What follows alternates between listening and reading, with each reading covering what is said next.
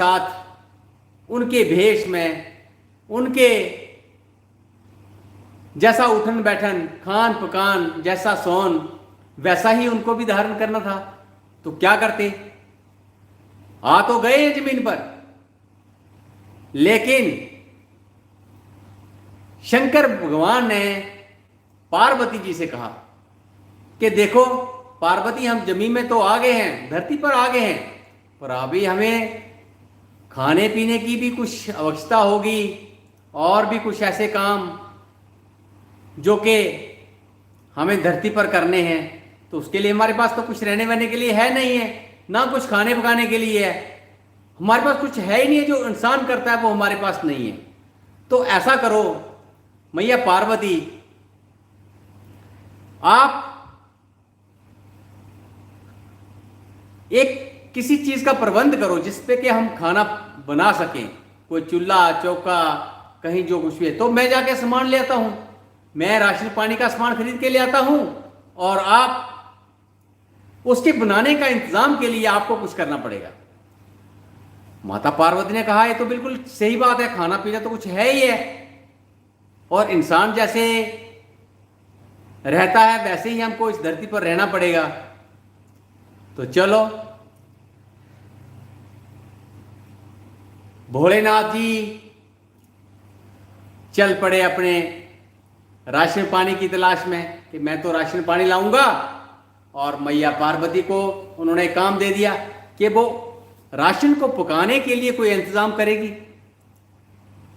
तो माता पार्वती पूरे गांव में घूमते घूमते घूमते देखने लगी कि अगर कहीं चूल्हा भी बनाना है तो उसके लिए ईंटों पत्थरों की जरूरत पड़ेगी।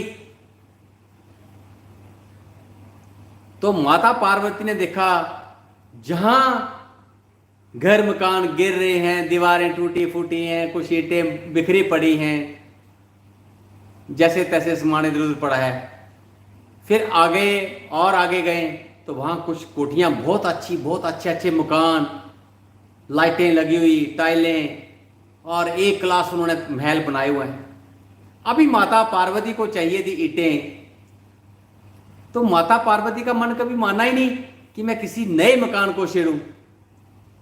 उन्होंने भी देख सुन के जहां पुराने मकान गिरते पड़ते हुए थे वहीं से कुछ ईंटें वगैरह उठाई, और अपना खाने पीने के प्रबंध के लिए जो उनसे होता था वो उन्होंने किया। उसके बाद जब भोलेनाथ जी आते हैं, कहते हैं हे पार्वती, ये कहां से सारा कुछ सामान इकट्ठा करके लाई हो आप? किसके घर मकान गिरा के आई हो? तो पार्वती जी ने कहा कि मैं तो पत्थरों की तलाश में, ईंटों की तलाश में जगह जगह गली गली भटकी, लेकिन कुछ लोगों के मकान इतने सुंदर, इतने अच्छे बने कि मन ही नहीं किया उनको तोड़ने का, और उनका कोई चीज उठाने का मन ही नहीं किया। उन्होंने बड़ी संभाल के रखी हुई थी। और कुछ ऐसे मकान थे लावारिस जिनका कोई ध्यान नहीं रखता था, तो मैंने वहां से ईंटें उठा ली। तो शंकर जी ने कहा हे पार्वती, आपके सवाल का उत्तर मुझे मिल गया। तो पार्वती जी बोली वो क्या, आप ऐसा क्यों कह रहे हैं? तो भोलेनाथ जी ने मुस्कुराते हुए कहा कि ऐसे ही कुछ लोग आलसी सुस्त पड़े रहते हैं और उनके घर कोठियां खंजर के खंजर बन गए, और कुछ लोग अपनी मेहनत करते हैं और इतने इतने महल चुबारे और सब कुछ बनाया हुआ है।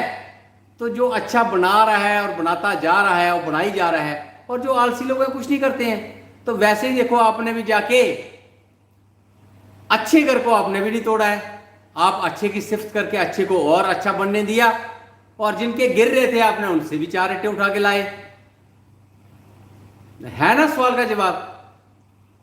तो पार्वती जी ने बोला बात तो वाकया सही है, कुछ लोग काम करना ही नहीं चाहते, कुछ लोग दरिद्रता में रहना चाहते हैं और दरिद्र बन के ही रहना चाहते हैं।